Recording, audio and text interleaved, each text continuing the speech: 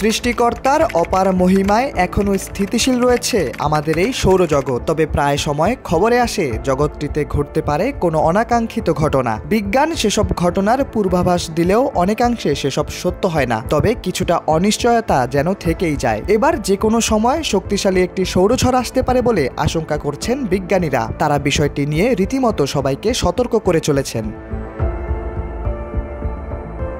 সৌরঝড় হলো সূর্য থেকে বেরিয়ে আসা চুম্বকীয় কণা, যাদের গতি অনেক বেশি।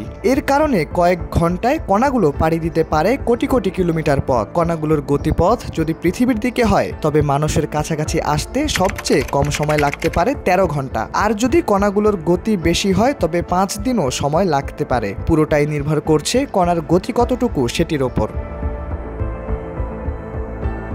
এবার যে সৌরঝড়টি আসতে পারে সে বিষয়ে বিজ্ঞানীরা বলছেন, যদি সত্যি এরকম কোনো সৌরঝড়ের ঘটনা ঘটে, তবে এই ঘটনার 18 ঘন্টা আগেই জানতে পারবে পৃথিবীবাসী। তারা আরও বলছেন, এর কারণে সমস্যা দেখা দিতে পারে স্যাটেলাইটের সংযোগে। এছাড়া বিমান চলাচলেও কিছুটা ব্যাঘাত দেখা দিতে পারে।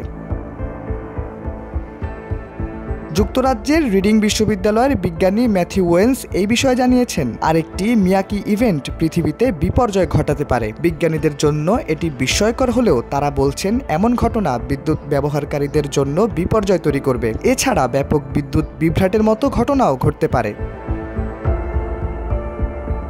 কোনো রকম বিদ্যুৎ বিভ্রাট বা স্যাটেলাইট বিপর্যয় ঘটলে ঠিক তখনই বন্ধ হয়ে যেতে পারে স্যাটেলাইট টিভি চ্যানেল ও ইন্টারনেট সংযোগ। পৃথিবীতে প্রতি মুহূর্তে কোটি কোটি টাকা ও তথ্যের আদান প্রদান হয় শুধু ইন্টারনেটকে ব্যবহার করে। এছাড়া সাইবার নিরাপত্তার বিষয়টিও সমানভাবে সামনে আসতে পারে।